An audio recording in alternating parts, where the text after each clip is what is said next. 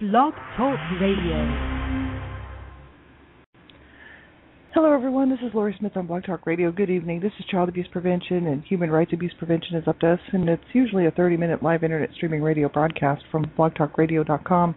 Tonight, I'm just kind of doing a test show for the studio, the new studio feature here on Blog Talk Radio. So I wanted to see if I could actually run it, and because it's going live here in another week, so I just got to be prepared for that. So thanks everybody for tuning into all my shows. Man, I appreciate it. I can't tell you. I just, I say it quite often, but I really do appreciate it because I know the work involved in keeping up with people's shows. There's so many shows here on Blog Talk Radio that I like to keep up with, and I can't even do it. And have to go back and, at some point catch some of the archives, but I wish that I had more time to do that. And so, I appreciate everybody who's taken the time to listen. And it's just been an incredibly busy month and a half, actually. And, just things been going pretty crazy for a while. I have managed to do my morning shows, one child abuse survivor to another. And that's just because that's early in the morning and it's my healing journey. So I've been able to kind of keep up with those except for this morning because I slept in. And so sorry about that for anybody who was listening, who was there waiting for me. I'm sorry. I'm usually there in the morning. I'll be back tomorrow morning for sure because I have to be up and ready for work and everything. So I'll be back on tomorrow morning. But I just want to thank everybody for tuning into my shows and taking this journey with me really and listening to what I have to say about preventing child abuse and my own journey and everything. And it's been a hard couple of month and a half or 2 months really, almost going on now 2 months. And, I appreciate everybody who's hanging in there with me. And I have missed quite a few shows in the evenings and whatnot. And Dreamcatchers Talk Radio, I used to do those shows too. But the team actually pitched in for me and took over those shows for me this last while because I've been so busy and just really overwhelmed with so many different things going on. So, it's really awesome to have them do that because I love doing those shows too. So I hope to be back on my schedule, my regular schedule here at some point, hopefully by the 1st of July, I'd say. Another couple of weeks anyway, a week and a half or so, should be back on my regular schedule, doing most of my shows, if not all of my shows. So thanks everybody for being here, I appreciate it, and not giving up on me. And child abuse prevention, this is, it's a human rights issue, child rights are human rights. Children have rights, they're very basic right to life, and I don't mind standing up to promote that. It doesn't bother me. I'm not ashamed of it. I would like to go and speak worldwide, like I've said before, if not even just nationally or locally, for sure, but also worldwide, because children's rights really don't mean much unless people are willing to stand up for them. And it's the same with human rights, really. Men's rights, women's rights. People, human rights. If we don't stand up for them, we lose them. And so it's really important to stand up, especially for those who are very, very vulnerable, and that's children. They are completely vulnerable. And, for everybody who's speaking out, and standing up and making some noise about this, I'm really happy to join the ranks of all the people that have been doing this for years and years. And I just wanted to add my voice, so, I appreciate everybody who's doing something out here to make some noise, and get something done, right? Because this is really pathetic. Just looking at the stats and what's happening out there, and just looking at the articles that roll in every day across the nation, especially, North America. May as well focus on North America since that's where I live, Canada. But I lived in the States for 30 years, and I know the issues down there quite well. So, it's an issue. It's a huge issue. And in these two countries, North America, even though Mexico's included, it gets left out all the time. But let's just say the United States and Canada, it's absolutely ridiculous that this is going on, that people have not raised the bar and raised the level of standards on how they feel about children. That's why children are still being abused. And people say, it's a cycle. It'll never stop. It'll never end. It's just a cycle of people who, for whatever reason, make the wrong decisions on behalf of their children or other people's children. And true enough, that's what it is. But the issue is why? Why is the level of education not brought up, to where it should be, as far as educating new parents, new mothers, new fathers, as far as educating people who, who have already had an issue and been called up, and brought before the courts because of child abuse, and they still maintain custody of their children, and they're still allowed to continue to abuse their children. And then we see the reports 6 months, a year later, 2 years later, where they've killed their child after reports had already been made. Why is this still happening? This is big questions, and if we don't ask the questions, we're never going to find the answers.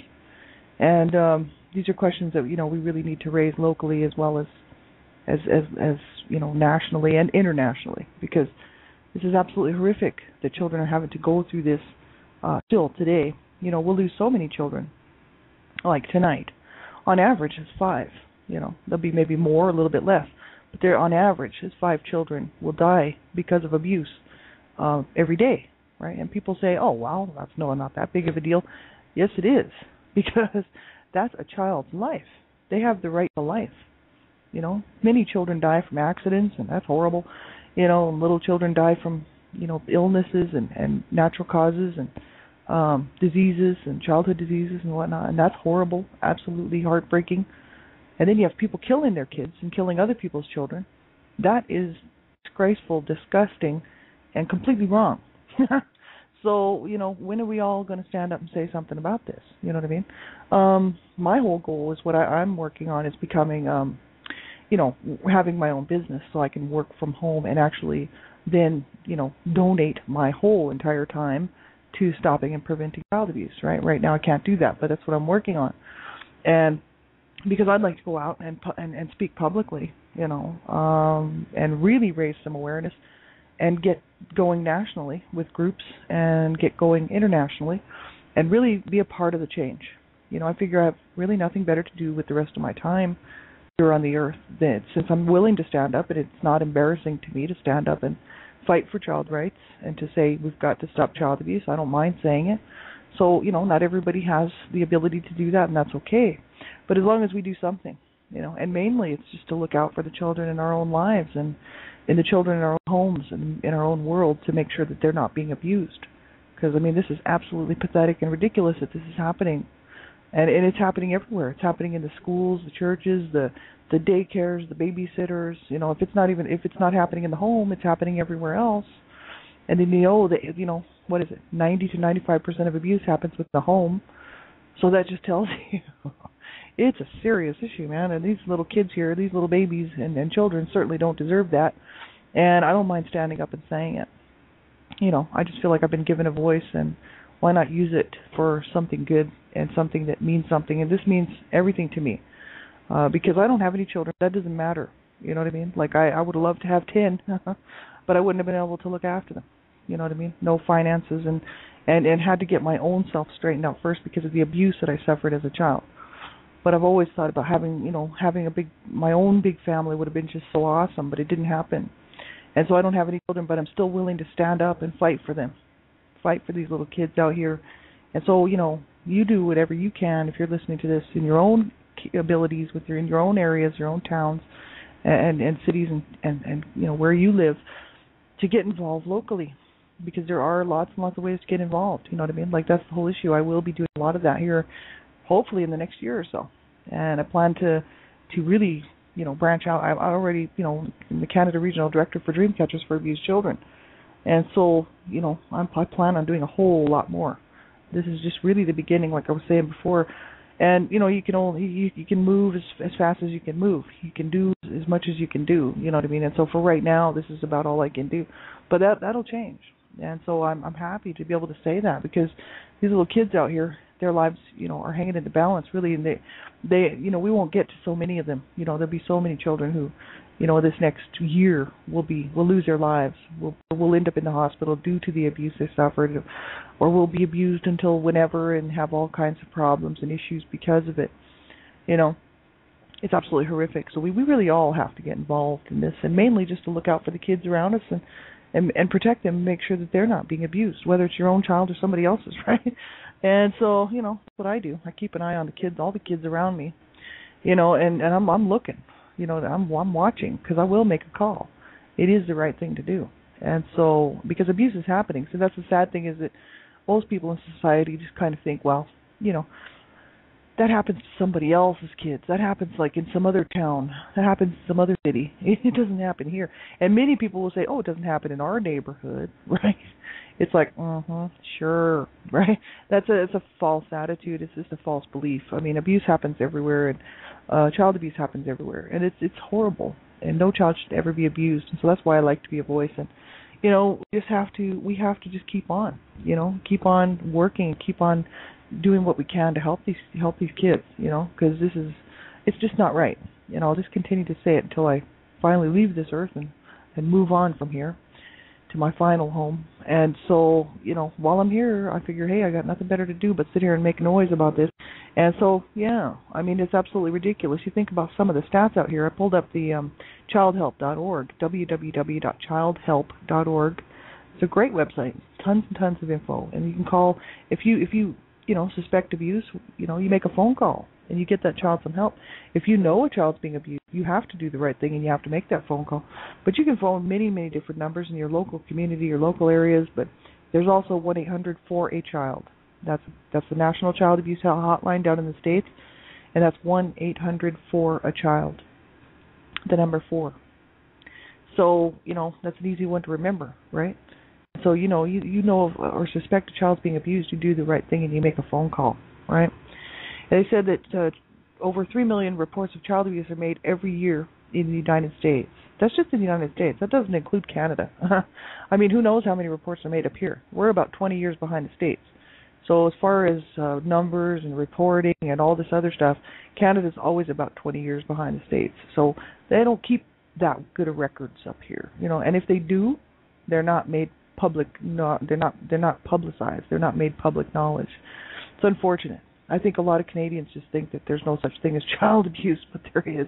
And it's really, really sad, but it's true. Canada's always been a little bit behind the States, and, I wish they'd come up and raise the level and raise the bar and, protect the children here too. But, over 3 million reports of child abuse are made every year in the United States. That's just horrific, They said in 2007, because this is really some of the latest stats. I mean, this is horrible and ridiculous, but this is the way it is. We don't even have the stats from 2010 yet, really. I mean, we might have a few little reports trickling in, but those won't be ready until like 2012, because it takes so much time to compile those reports, right? Then they have to publish them and get them out. And so for 2011 now, we won't even know what's happening with child abuse until 2013 probably, right? Because that's just the way it works. But some of the latest stats, are from 2007. I mean, this is old already. But they said in 2007, approximately 5.8 million children were involved in an estimated 3.2 million child abuse reports and allegations. It's almost 6 million children. That's in the States. Because there was 3 million reports. There's over 3 million reports made every year in the United States. That's every year. That's not just compiled in in a period of like 10 years or 20 years, right? This is every single year. There's 3 million reports of child abuse made, and approximately 5.8 million children were involved in these 3.2 million child abuse reports and allegations, which means there was more than one child usually in the home, right? So this is, it's absolutely horrific. They talk about the deaths here. This is childhelp.org. They have a lot of great information on here. They said that a report of child abuse is made every 10 seconds. So that's the frequency of it. Now, this is from the reports that they have from 2007, probably. But they said almost 5 children die every day as a result of child abuse, and that's the stats that are out there even today for today's time. You know what I mean? Like for 2011, 2010. On average, right? They won't even know the average for 2011 until probably, like I say, 2013 or 2014 or something, right? But they said it's estimated that between 60 to 85% of child fatalities due to maltreatment are not recorded as such on death certificates. Get that. 60 to 85% of actual deaths attributed to child abuse are not reported as that on the death certificates, reported as accident. Many parents will push their kids down the stairs and break their kids' necks, and they say, "Oh, the child fell." Oh yeah, it. Or they'll poison their children, and then they'll make it look like the child drank the whatever it was. There's a lot of sick people out there, and of course they don't want to get busted. They don't want to do time, but they didn't mind killing their child, right? Or somebody else's child for that matter. But these people are just wimps.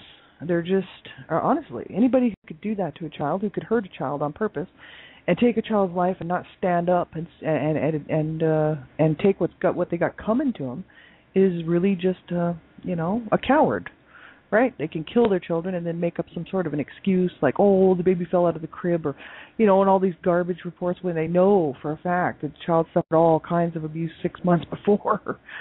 You know what I mean? It's like, okay, come on. No, it's pathetic. It's absolutely pathetic. It's completely wrong, but that's the facts. This is what's going on.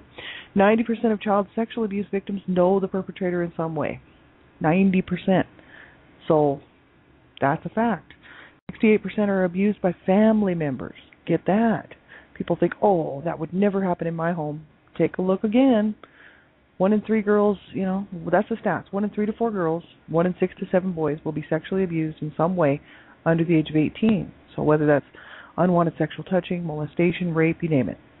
Exploitation, right? 1 in 3 to 4 girls, 1 in 6 to 7 boys. That's ridiculous. That is absolutely ridiculous. Who's doing it? People who have access to the child. Who has access to the child? Generally, it's the parents, or the parents, boyfriend, girlfriend of a parent, or a sibling, or an aunt or an uncle, cousin, grandma, grandpa. Who has access to these children? That's the 68% of family members, abusing children. That's almost 70%.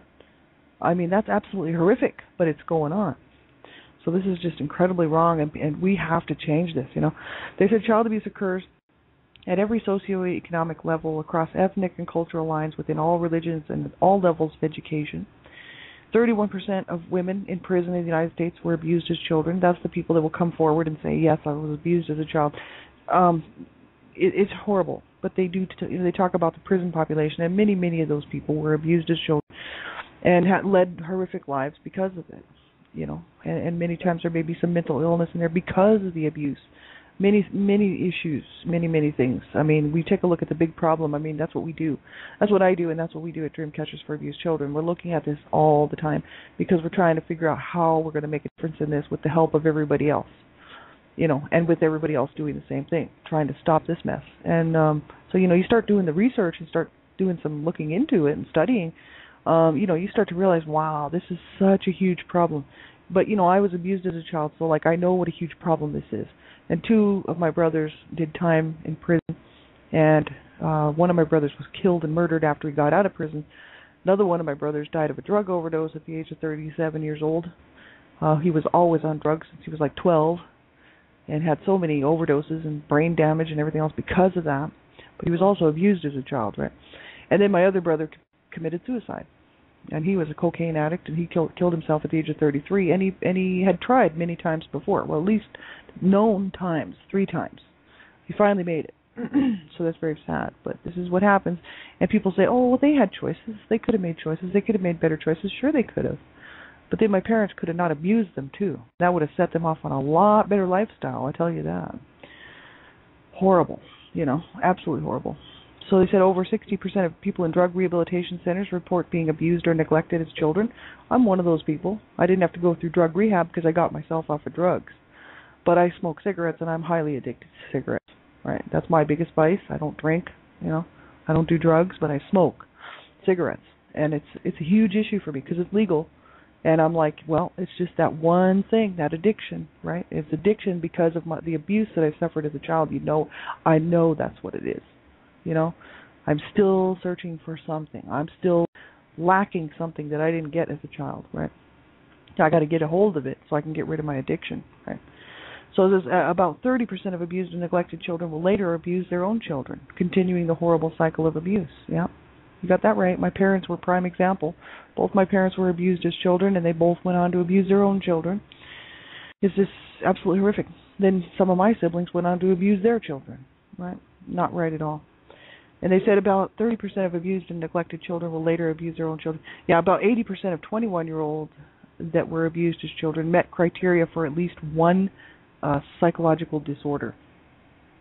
Get that. PTSD or, post-traumatic stress disorder, could be anything like, bipolar, manic depression, depressive states and things like this, dissociative disorders, horrible things, and anxiety, eating disorders, anorexia, bulimia, all kinds of things, any kind. You can just, I do the research. Everybody that listens to my shows knows this, right? I mean, I do the looking into this. This is what I'm looking into all the time. and the causes and then the effects of abuse, and it's horrific. But about 80% of 21-year-olds that were abused as children met criteria for at least one psychological disorder because they were abused as children, and maybe possibly would have had it had they not been abused as children, but for sure they have it and were abused as children. So that's horrible, They said the estimated annual cost of child abuse and neglect in the United States for 2007 is $104 billion. That's where I got that stat. I knew I had seen this somewhere. For 2007, $104 billion annual cost, just in the United States alone. That does not include Canada, right? So, that's horrific, That's because of child abuse. So I went on to look at that. When I saw this stat, I actually went on and did some more research. And they said that's not to stop and prevent child abuse. That is because of child abuse. That has nothing to do with the money that's actually used to stop and prevent it. That's because of the hospitals, the doctors, the care, and all the medical and psychological help that was needed because the child was abused, the aftermath of abuse, whether it's physical or emotional, psychological, $104 billion. This is horrific, right? They said abused children are 25% more likely to experience teen pregnancy. Abused teens are 3 times less likely to practice safe sex, putting them at greater risk for STDs. It's any number of things. It's absolutely horrific, You just start thinking about this stuff, and it's just, it's so horrible. Child abuse and criminal behavior is linked big time. 14% of all men in prison in the USA were abused as children. 36% of all women in prison were abused as children. Children who experience child abuse and neglect are 59% more likely to be arrested as a juvenile. It's almost 60%, 59%. 28% more likely to be arrested as an adult. Well, that's because they're, many times children who are being abused and young kids, we'll say, let's say even at age 10 and up, they're going to be running around on the streets. If their parents don't have them locked down in a basement somewhere, chained to a bed or something, then chances are that child's going to be out on the street running around, either ran away or either that or the parents don't care whether the child comes home, or the child feels it's safer on the streets, ends up getting in trouble with gangs, ends up getting in trouble with the law. And, many times, they'll run with other teens or young people who have been abused. I know this firsthand. This is what I spent my whole youth in this situation. And because that's their family, not their real family, the real family's hurting them, so they go out and they look for another family, and quite often it's people that are involved, whether it's gangs or just other teens who are having problems and possibly drug use and whatnot, or prostitution. And this is reality for these kids. You know what I mean? And it's horrible. They said 28% more likely to be arrested as an adult if a child experiences child abuse. That's about 30%. And 30% are more likely to commit violent crime. So it's horrible. Well, violence, a child, experiencing violence in the home, right? They're just going to carry on the violence in their life. I know I was that way until I hit a certain age. And started realizing that I didn't want to hurt people, and I started to have a conscience about, that type of stuff, right? But it took me until my 20s to figure that out. And plus I didn't really want to be on the wrong side of the law, because I've always had a bit of a respect for the law, because when you need help, who are you going to call? You know what I mean? You certainly sometimes can't call your family, because they're going to probably likely not help you. They're going to hurt you. That's my family, right? But, I have a lot of respect for the police officers and for the law. And I certainly didn't want to end up on the wrong side of it. You know what I mean? And so I really worked hard to stay on the right side of the law. And a lot of my friends didn't do that, so a lot of my friends had a lot of problems, and, I don't know where most of them are now, but I know where some of them are. They're in the grave. But the thing is it's horrific, right? And my brothers, had a hard time staying on the right side of the law. And, all 4 of my brothers couldn't stay on the right side of the law. So there you go. But my sisters actually did a little bit better than that. So, but the girls didn't follow suit. But I kind of more like followed my brothers, So I could have ended up on the wrong side of the law, and I could have ended up in some serious problems because of drug use and horrible stuff. So, but I was very smart and got out and got myself straightened up. But not everybody can do that, and it's very, very sad. And that's why I know where these people are coming from, and that's why I do show one child abuse survivor to another in the morning. But the thing is this is what we're trying to stop. This is exactly what Dreamcatchers for Abused Children. I'm just going to do plugs for them. I'm the Canada Regional Director for Dreamcatchers for Abused Children.